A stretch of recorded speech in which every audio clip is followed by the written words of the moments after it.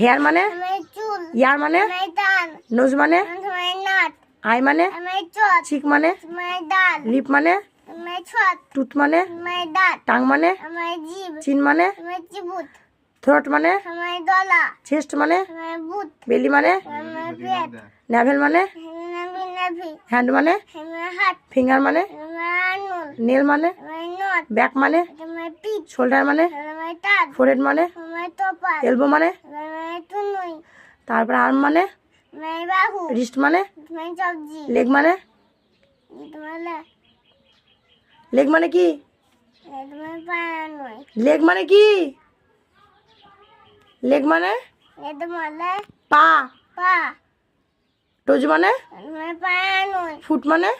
পায়ে পাতা, হিল মানে দলালি,